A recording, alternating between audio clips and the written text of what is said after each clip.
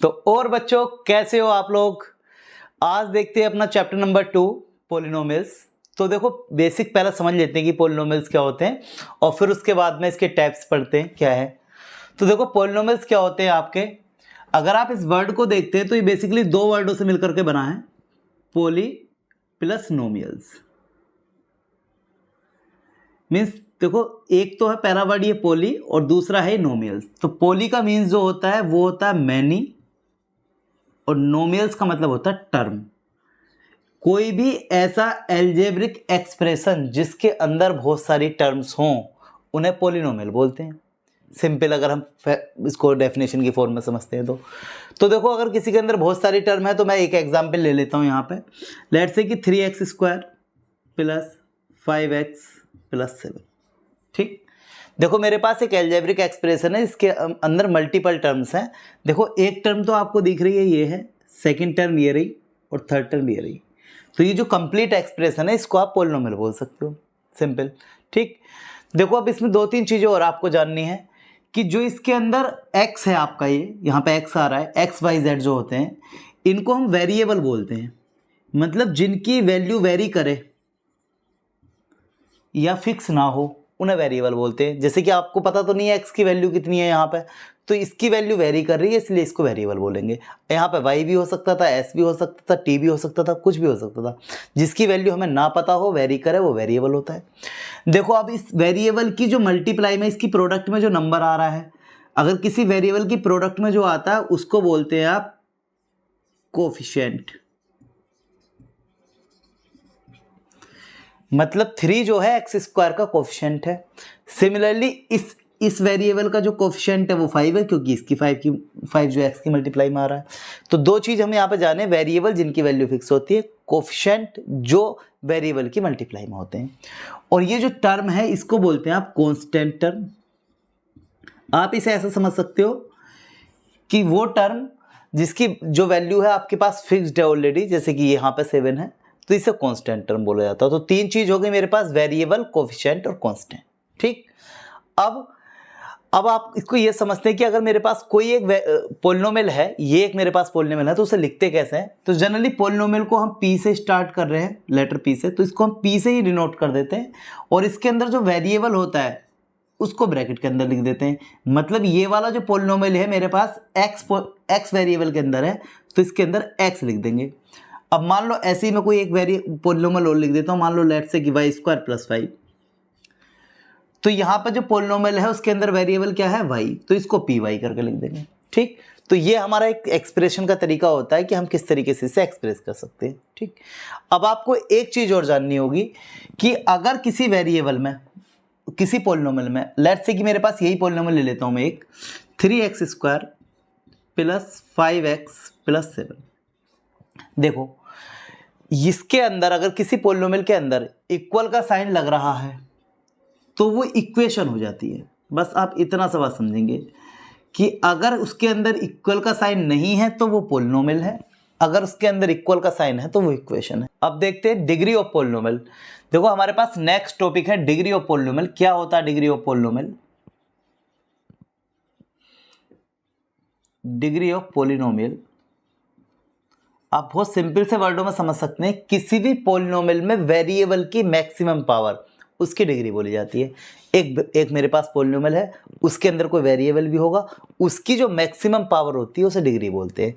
तो हम कह सकते हैं कि maximum power of a variable, maximum power of variable, इसे डिग्री बोला जाता है। क्या मतलब है इस बात का? भाई मैं एक एग्जाम्पल ले लेता हूँ आपके पास। मैं आपके पास कह रहा हूँ कि 5x² plus 7 5x plus 7, let's say यही नंबर है मेरे पास। ठीक, अब आपसे पूछा जाए कि ये जो पॉलिनोमियल आपको दिया गया है इसकी डिग्री क्या है, तो आप कहोगे कि वेरिएबल की मैक्सिमम पावर। वेरिएबल क्या है इसके अंदर, x, ठीक है, उसकी मैक्सिमम पावर। देखो यहाँ पे पावर है 1 और यहाँ पे पावर है 2, तो ज़्यादा से ज़्यादा पावर कितनी है, 2। तो इसकी जो डिग्री आ गई पॉलिनोमियल की वो आ गई आपकी 2। ठीक, तो देखो डिग्री ऑफ पोलिनोमियल के बाद में हम देखते हैं टाइप्स ऑफ पोलिनोमियल। देखो वैसे तो बहुत सारे टाइप्स के पोलिनोमियल होते हैं, लेकिन हमारे जो सिलेबस में है वो मेनली 3 टाइप्स के दे रखे हैं, तो हम इन टाइप्स के बारे में बात कर लेते हैं। तो जो पोलिनोमियल है वो एक है हमारे पास लीनियर पोलिनोमियल, एक होता है आपका क्वाड्रेटिक पोलिनोमियल, एक होता है क्यूबिक पोलिनोमियल। बहुत सिंपल वर्डों में समझें तो अगर किसी पोलिनोमियल की डिग्री 1 है तो वो लीनियर पोलिनोमियल बोला जाता है। 1 का मतलब है कि उसकी वेरिएबल की पावर कितनी होनी चाहिए, 1। तो जैसे कि मैं एक एग्जांपल ले लेता हूं, मैं लिख रहा हूं यहां पे 4x प्लस, ठीक। तो आप यहां पे देख रहे हो वेरिएबल की पावर कितनी है, 1। इसका मतलब है इसकी डिग्री कितनी हो गई, 1। तो अगर डिग्री 1 है तो ये कौन सा वाला पोलिनोमियल हो गया, लीनियर पोलिनोमियल, ठीक। तो देखो इनकी एक स्टैंडर्ड फॉर्म भी होती है, वो हमें पता होनी चाहिए। तो स्टैंडर्ड फॉर्म क्या है इसकी स्टैंडर्ड फॉर्म है आपकी ax प्लस b। मतलब कोई भी लीनियर पोलिनोमियल जो है हमारा इस फॉर्म में लिखा जाएगा ax प्लस b की फॉर्म में, ठीक। और वहां पे एक कंडीशन होगी क्या, कि जो a है वो कभी भी 0 नहीं हो सकता। इसका मतलब क्या है कि देखो अगर आप a को 0 कर देंगे तो x भी 0 हो जाएगा, यानी कि जो x है वेरिएबल है, अगर वो 0 हो गया तो x की पावर तो 1 रह ही नहीं जाएगी, यहाँ पे 0 हो जाएगी पावर। तो अगर 1 नहीं रह जाएगी तो लीनियर पोलिनोमियल कैसे बोल दोगे आप इसको, ठीक। तो ये इसकी स्टैंडर्ड फॉर्म होती है। अब आते हैं हम क्वाड्रेटिक पोलिनोमियल पे। भाई जिस भी पोलिनोमियल की डिग्री 2 हो, हमारे पास 2 हो, उसको बोलते हैं आप क्वाड्रेटिक पोलिनोमियल। जैसे कि एक एग्जांपल और ले लेते हैं, हमारे पास एग्जांपल है 3x square plus 7x plus 5, ठीक। आप देख रहे हो कि अगर किसी की डिग्री 2 होने का मतलब है कि उसके वेरिएबल की मैक्सिमम पावर कितनी होनी चाहिए, 2। तो देखो यहाँ पे वेरिएबल की पावर कितनी आ रही है, 2। यहाँ पे कितनी आ रही है, 1। मैक्सिमम पावर कितनी है, 2।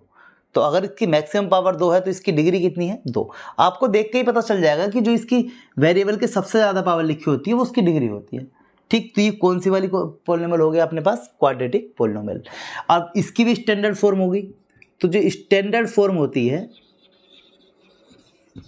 वो होता है आपका ax square plus bx plus c, ठीक है। ये इसकी स्टैंडर्ड फॉर्म होती है। वहां पे भी कंडीशन यही है कि कभी भी a आपका 0 नहीं हो सकता।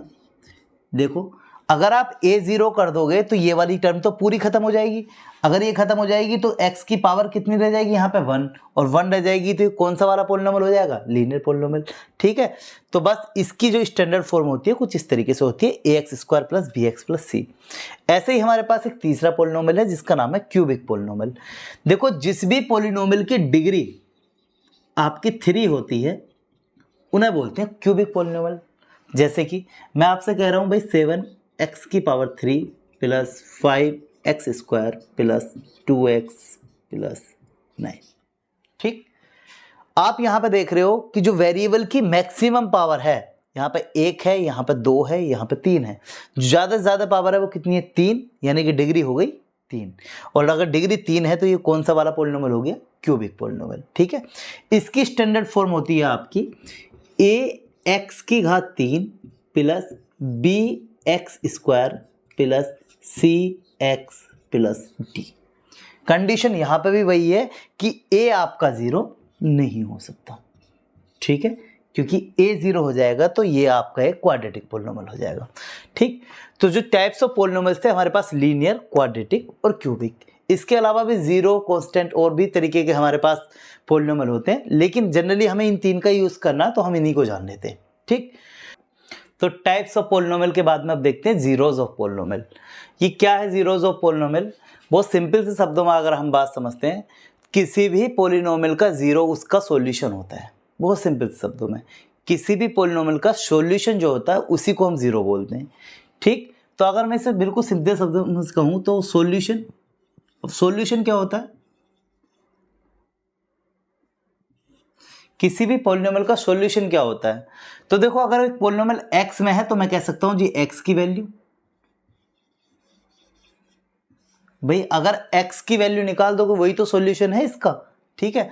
तो मैं ये कह सकता हूं किसी का सॉल्यूशन x की वैल्यू और या जीरोज एक ही बात है, ठीक है। आपसे कहे इसका सॉल्यूशन निकालो, इसके x की वैल्यू निकालो या 0 निकालो, सेम ही बात है, ठीक है। पॉलिनोमियल के अंदर अगर हम बात कर रहे हैं तो देखो अगर मैं इसको एक एग्जाम्पल के फॉर्म में समझना चाहूँ तो मैं क्या कहता हूँ कि मेरे पास एक पॉलिनोमियल है, लेट से px, इसको एक एग्जाम्पल के तौर पे मान लो x-4, यह है x-4, ठीक। और वो कह रहा है कि इस पॉलिनोमियल के जीरोस फाइंड आउट करने। तो बस आपको करना क्या है कि जो भी पॉलिनोमियल आपको दे रखा है उसे जीरो के इक्वल रखना है, ठीक, और सॉल्यूशन निकालना है, क्योंकि जीरोस क्या होते हैं, सॉल्यूशन, ठीक। सबसे पहला आपको इसको जीरो के इक्वल रखना है, x-4 इक्वल टू 0। अब जीरो सॉल्यूशन का मतलब क्या है, x की वैल्यू, तो अगर मैं x की वैल्यू निकालता हूं तो जो माइनस का 4 है वो दूसरी तरफ चला जाएगा प्लस का, तो x बराबर आ जाएगा आपका 4, ठीक है। तो अगर मैं इस पॉलिनोमियल की बात करता हूं तो इसका जो जीरो आया है वो आया है x बराबर 4, ठीक। तो देखो अब अगर मैं इसकी डेफिनेशन को समझूं तो मैं इस तरीके से समझ पाया कि किसी भी पॉलिनोमियल का वो सॉल्यूशन जो उस पॉलिनोमियल को जीरो बना देता है। भाई इस पॉलिनोमियल का वो सॉल्यूशन जो इसे जीरो बना रहा है, जीरोस तो बोला गया, तो ठीक है, बहुत सिंपल शब्दों में हम ये कह सकते हैं किसी भी पॉलिनोमियल का वो सॉल्यूशन जो उसे जीरो बनाता है, जीरो बोला जाता है। और हम दूसरे शब्दों में ये समझ सकते हैं किसी भी पॉलिनोमियल का सॉल्यूशन, x की वैल्यू या जीरो, तीनों एक ही बात है, ठीक। चलो अब देखते हैं हमारा इसके पास, इसके बाद में इसका एक छोटा सा और मॉडिफिकेशन है। अगर हम डिग्रीज के कंपैरिजन में देखें तो देखो मैं एक यहाँ पे एक लाइन लिख रहा हूं, और वो क्या है, मैं कह रहा हूं जीरोस के बाद में हम एक छोटी सी लाइन है, इसका मीनिंग समझ लेते हैं। देखो ये एक लाइन मैंने यहाँ पे लिखी है, इसका मतलब क्या है, ये क्या कह रही है, ये कह रही है कि the polynomial of degree n can have at most n zeros. अगर मैं इसका मीनिंग समझूं तो ये कह रहा है कि कोई पॉलिनोमियल जिसकी डिग्री क्या है, n है, n में कोई भी वैल्यू हो सकती है 1 2 3 4, तो अगर किसी की डिग्री n है तो उसके एटमोस्ट यानी कि ज्यादा से ज्यादा जो जीरो हो सकते हैं वो n ही हो सकते हैं। तो अगर इसको आप एग्जाम्पल के तौर पर समझना चाहो तो मान लो किसी पॉलिनोमियल की डिग्री 2 है तो उसके ज्यादा से ज्यादा कितने जीरो हो सकते हैं, 2। 2 से कम तो हो सकते हैं लेकिन 2 से कभी भी ज्यादा नहीं हो सकते। मतलब अगर किसी की डिग्री 2 है तो जीरो भी उसका सॉल्यूशन हो सकता है, जीरोज हो सकते हैं, 1 भी जीरोज हो सकते हैं, 2 भी जीरोज हो सकते हैं, लेकिन 2 से ज्यादा कभी भी जीरोज नहीं हो सकते। मतलब नंबर ऑफ जीरोज जो हैं वो 2 से ज्यादा कभी नहीं हो सकते, ठीक। तो अगर मैं जो हमारे पास पॉलिनोमियल है, टाइप्स ऑफ पॉलिनोमियल, उनके अकॉर्डिंग बात करूं तो पहला मैंने पॉलिनोमियल कौन सा लिया था, लीनियर पॉलिनोमियल। तो भाई देखो लीनियर पॉलिनोमियल क्या था,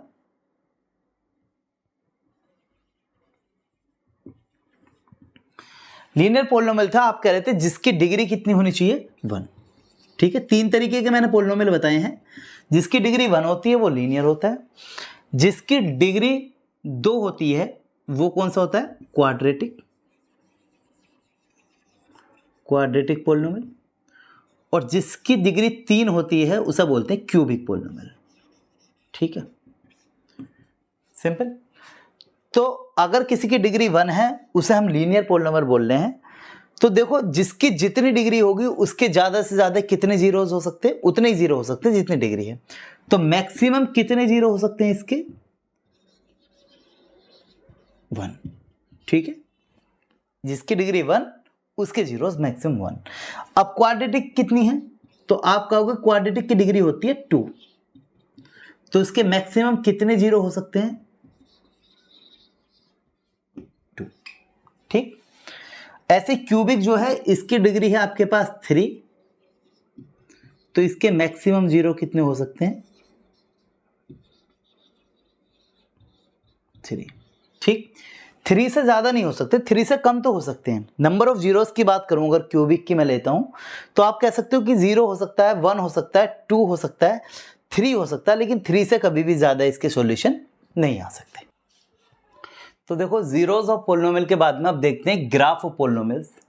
देखो हमारे पास 3 टाइप के पॉलिनोमियल हैं, लीनियर, क्वाड्रेटिक और क्यूबिक। हम उन तीनों के ही ग्राफ के बारे में जान लेते हैं बेसिक। तो देखो अगर मेरे पास पॉलिनोमियल है आपके पास लीनियर पॉलिनोमियल,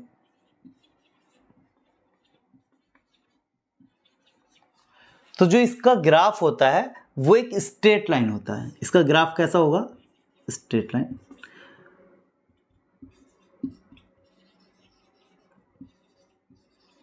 स्ट्रेट लाइन। ठीक, जैसे कि अगर मैं इसका ग्राफ बनाता हूं तो देखो आप इस तरीके से मान लीजिए कि ये एक्स एक्सिस है, ये वाला वाई एक्सिस है। तो जब भी कभी मैं लीनियर पॉलिनोमियल का ग्राफ बनाऊंगा तो हमेशा एक स्ट्रेट लाइन ही बनेगी। ठीक, देखो अब आपको ये बात समझनी है कि अगर मेरे पास एक पॉलिनोमियल px है, यानी कि x वेरिएबल में एक पॉलिनोमियल है, तो उसके इतने ही जीरो हो सकते हैं जितनी जगह वो x एक्सिस को काटती है। मतलब अगर मैं यहां पे बात कर रहा हूं कि px मेरे पास एक पॉलिनोमियल है, अब आप इस वाले ग्राफ को देख रहे हैं, ये ग्राफ x वाले एक्सिस को कितने स्थान पर काट रहा है, कितनी जगह पर काट रहा है, तो आप देखोगे 1 प्लेस पे। ठीक है, तो इसके जो जीरोस हो सकते हैं वो 1 ही हो सकते हैं। तो मैं ये कह सकता हूं कि इसके जीरोस कितने हो सकते हैं, वो भी 1 ही हो सकते हैं, क्योंकि स्ट्रेट लाइन हमेशा कितनी जगह काट सकती है, इसको एक जगह पे। चलो, मैक्सिमम नंबर ऑफ जीरोस। ठीक, अब हम अगर बात करते हैं क्वाड्रेटिक पॉलिनोमियल की,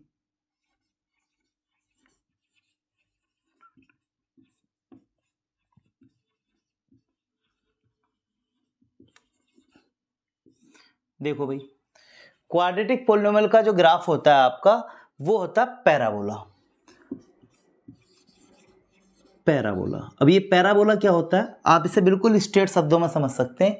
जो आपका इंग्लिश अल्फाबेट का यू होता है उसे पैराबोला बोलते हैं। तो अगर मैं एक क्वाड्रेटिक पॉलिनोमियल का ग्राफ बनाता हूं तो वो कुछ इस तरीके से बनेगा। देखो ये आपके पास वाई एक्सिस है, ये वाला एक्स एक्सिस है, तो कुछ इस तरीके से आपका ग्राफ बनेगा। ठीक है, ये ग्राफ सीधा भी हो सकता है, ये ग्राफ उल्टा भी हो सकता है। ठीक, अब देखो हमने भी आपको बताया था कि एक्स एक्सिस को जितनी जगह ग्राफ काटता है उसके उतने ही जीरोस होते हैं। तो इसके जीरोस कितने हो सकते हैं, तो आप कहोगे मैक्सिमम जीरो हो सकते हैं इसके 2, क्योंकि 1 प्लेस पे यहाँ काट रहा है, 1 प्लेस पे यहाँ काट रहा है, तो मैक्सिमम जीरोस कितने हो सकते हैं, 2। ठीक, देखो अब इस ग्राफ के बारे में आपको बेसिक सी 2 चीज़ें और जाननी है। देखो यहाँ पे यू जो है ये हमेशा सीधा ही नहीं बनेगा, कभी ऐसा भी हो सकता है ये यू उल्टा बन जाए, कुछ इस तरीके से। ठीक, और इससे रिलेटेड क्वेश्चन भी आपको दे दिया जाएगा। अब आपको किस कंडीशन में उल्टा बनेगा यू, किस कंडीशन में सीधा बनेगा, ये बात जाननी है। तो देखो जो मेरे पास क्वाड्रेटिक पॉलिनोमियल है उसकी जो मैंने आपको स्टैंडर्ड फॉर्म बताई थी वो कुछ इस तरीके से बताई थी, ax² + bx + c। ठीक है, इसके अंदर आपकी जो डिग्री है वो 2 है, इसलिए क्वाड्रेटिक पॉलिनोमियल है, और इसका ग्राफ जो आता है वो पैराबोला आता है। अगर हम बना करके देखेंगे तो कुछ इसी तरीके का आएगा। बस आपको ये बात समझनी है कि जो x² के साथ में a है, अगर ये पॉजिटिव है तो ग्राफ सीधा बनेगा, और अगर ये माइनस का है तो ग्राफ उल्टा बनेगा। कैसे भाई, मैं कह रहा हूं कि अगर a > 0 है, > 0 का मतलब है पॉजिटिव है, ठीक है, तो सीधा यू, और अगर a < 0 है इसका मतलब है उल्टा यू। ठीक, अगर मैं अब आपसे एक क्वेश्चन पूछूं, ठीक, मैं आपसे एक क्वेश्चन पूछता हूं बेसिक सा कि -4 x² + 7, ठीक, इसका ग्राफ कौन सा होगा इन दोनों में से, तो आप कहोगे ये इन तीनों में से। तो आप सबसे पहले कहोगे कि ये क्वाड्रेटिक इक्वेशन है, इसकी डिग्री 2 है, तो इसका जो ग्राफ होगा वो पैराबोला होगा। तो स्ट्रेट लाइन तो नहीं हो सकता क्योंकि ये तो एक लीनियर पॉलिनोमियल का होता है। ठीक है, दूसरी चीज आप इस पर जाओगे, x² के साथ में जो नंबर है, क्या ये माइनस का या प्लस का। अब आपने देखा ये जो a है ये माइनस का आ रहा है, अगर ये माइनस का है यानी कि a से छोटा है तो ग्राफ उल्टा बनेगा। ठीक है जी, और अगर ये प्लस का होता तो ग्राफ कौन सा बनता, सीधा बनता। तो हमारा ऑप्शन जो हो सकता है ऐसे ही वो ये वाला, बात समझ रहे हो आप। तो मैं ये कह रहा हूं कि क्वाड्रेटिक पॉलिनोमियल जब भी आता है उसका ग्राफ पैराबोला होता है, उसमें मैक्सिमम 2 जीरो हो सकते हैं, और जो उसका ग्राफ है वो हमेशा उल्टा या सीधा यू बन सकता है। अब ये डिपेंड भी नहीं, हर बार ऐसा भी नहीं है कि वो एक्स को ही काटेगा, कई बार ऐसा हो सकता है कि एक्स एक्सिस को ना काटे, उसकी कंडीशन भी हम आगे समझेंगे क्या होती है। ठीक, अब हमारे पास जो तीसरी टाइप का पॉलिनोमियल है वो है क्यूबिक पॉलिनोमियल। ठीक है, थर्ड है क्यूबिक पॉलिनोमियल। जैसे कि नाम से ही पता चल रहा है इसका, इसकी डिग्री कितनी है, 3। देखो जिस भी पॉलिनोमियल की डिग्री 3 होती है उसको बोलते हैं आप क्यूबिक पॉलिनोमियल, ये पता है आपको। तो इसका जो ग्राफ होगा वो एक्स एक्सिस को मैक्सिमम 3 प्लेसेस पर कम कट कर रहा होगा। मतलब अगर मैं इसका एक ग्राफ बनाता हूं तो कुछ इस तरीके का ही तो बनेगा। देखो x और y, तो आप देख रहे हो, देखो x एक्सिस को 1 प्लेस पे, 2 प्लेस पे और 3 प्लेस पे। तो कुछ इस टाइप के जो ग्राफ होते हैं जो x एक्सिस को 3 जगह काटें, उनको बोलते हैं आप क्यूबिक पोलिनोमियल के ग्राफ। ठीक है, कोई स्टैंडर्ड इनकी कोई शेप नहीं है, तो इसलिए इसको हम साइन वेव की फॉर्म में ही देख लेते हैं। अब इसके मैक्सिमम कितने नंबर ऑफ जीरोज हो सकते हैं? भाई जितनी जगह ये एक्स एक्सिस को काटता उतने ही मैक्सिमम नंबर जीरोज हो सकते हैं। तो ये यहाँ पर 3 स्थान पे इसको काट रहा है, इंटरसेप्ट कर रहा है, इसीलिए इसके मैक्सिमम नंबर ऑफ जीरोज जो हैं 3 हो सकते हैं। ठीक है, तो ये था बेसिक एक आइडिया ग्राफ्स के बारे में जो पोलिनोमियल के ग्राफ होते हैं। तो ग्राफ ऑफ पोलिनोमियल के बाद में अब देखते हैं graphical meaning of zeros of polynomial. क्या मतलब है इसका, इसे समझ लेते हैं पहले बेसिक तौर पे। ये कह रहा है zeros of polynomial are the coordinates of x axis. मतलब अगर हम एक्स एक्सिस और वाई एक्सिस अगर ले लेते हैं, तो देखो मान लो मैं यहाँ पे एक एक्स एक्सिस बना लेता हूँ कोऑर्डिनेट्स में और एक वाई एक्सिस बना लेता हूँ। ठीक है, तो ये कह रहा है जीरोस ऑफ पोलिनोमियल, किसी भी पोलिनोमियल के जो जीरो होते हैं are the coordinates of x axis. X axis के कोऑर्डिनेट होते हैं कौन से? वेयर इट्स ग्राफ इंटरसेक्ट और टचेस द एक्स एक्सिस। जहां पे जो ग्राफ है पोलिनोमियल का वो एक्स एक्सिस को टच करे या इंटरसेप्ट करें। बहुत सिंपल सी बात भाषा में समझते हैं हम, इसको ज़्यादा दिमाग नहीं लगाएंगे। कि मैं कह रहा हूँ मेरे पास एक ग्राफ है, लेट्स से कोई सा भी ग्राफ ले लेते हैं, एक पैराबोला बना लेते हैं। ठीक है, ये पैराबोला एक्स एक्सिस को जितनी जगह टच कर रहा है या इंटरसेप्ट कर रहा है उस ग्राफ के उतने ही जीरो होंगे। मतलब मेरे पास ये ग्राफ है, मैं कह रहा हूं इसके नंबर ऑफ जीरोस कितने हैं, तो आप कहोगे बहुत सिंपल है कि ये एक्स वाली लाइन को जितनी जगह कट कर रहा है। देखो हम बात कर रहे हैं पोलिनोमियल पी एक्स की। ठीक है, यानी कि जो एक्स की फॉर्म में जो पोलिनोमियल होता है। अगर वाई वाले की बात करते पी वाई की, तो फिर वाई वाली लाइन को देखते हैं हम। ठीक, हम बात कर रहे हैं पी एक्स की, तो एक्स वाली लाइन को ये कितनी जगह टच कर रहा है, कट कर रहा है, तो आप कहोगे एक तो यहाँ कट कर रहा है एक्स वाली लाइन को, सिर्फ एक्स वाली को, और एक कहाँ कर रहा है, यहाँ पे। तो 1 और 1 2, तो जीरोस कितने हो गए इस पोलिनोमियल के? 2। तो किसी भी पोलिनोमियल का ग्राफ देख करके उसके नंबर ऑफ जीरोस बताए जा सकते हैं। ठीक, जैसे कि मैं आपसे कहूं बहुत सिंपल से एक और ग्राफ बना लेते हैं। देखो ये एक्स एक्सिस है और ये वाला वाई एक्सिस है, और देखो मैंने इस बार जो ग्राफ बनाया है आपके लिए, तो मैंने कुछ इस तरीके से बनाया। अब आप बताओ इसके कितने जीरो होंगे? तो आप कहोगे कि जितनी जगह ये एक्स एक्सिस को टच कर रहा है या कट कर रहा है, तो देखो एक्स एक्सिस ये रही है और ग्राफ रहा है, ये तो कहीं टच भी नहीं कर रहा और कट भी नहीं कर रहा। इसका मतलब इसके नंबर ऑफ जीरोस कितने हो जाएंगे? 0। बात समझ में आ रही? भाई जितनी जगह ग्राफ कट कर रहा है उतने नंबर ऑफ जीरोस होते हैं। चलो एक और एग्जाम्पल ले लेते हैं, बस ये लास्ट एग्जाम्पल, और उसके बाद में एक्सरसाइज करेंगे। देखो मैं आपसे कह रहा हूं कि एक ग्राफ है, अब इसके नंबर ऑफ जीरोस कितने होंगे? तो आप कहोगे एक्स एक्सिस को जितनी जगह टच करे या कट करे, देखो यहां पे कट कर रहा है और यहां पे टच करके जा रहा है, तो इन दोनों को काउंट करेंगे 1 और 1 2, नंबर ऑफ जीरोस कितने आ गए आपके? 2। तो बेसिक तौर पे आप समझ गए होंगे कि जो graphical meaning of zeros of polynomial का मतलब ये है कि किसी भी ग्राफ को देख करके उसके number of zeros find out करना। इंट्रोडक्शन के बाद में अब देखते हैं हम एक्सरसाइज 2.1। बहुत सिंपल सी और स्मॉल सी एक्सरसाइज है, एक ही क्वेश्चन है। क्वेश्चन कह रहा है आपका the graph of y is equal to p x are given in the figure. देखो यहाँ पे जो ग्राफ दे रखे हैं y is equal to p x के दे रखे हैं। इसका मतलब है कि जो आपके पास जो भी ग्राफ है वो पी एक्स का बना हुआ है। पी एक्स मतलब एक पोलिनोमियल जिसका वेरिएबल x है। देखो इसका मतलब ये हो गया कि जो आपके पास x है, सिर्फ अब आपको x वाली ही लाइन देखनी है, x एक्सिस ही देखनी है।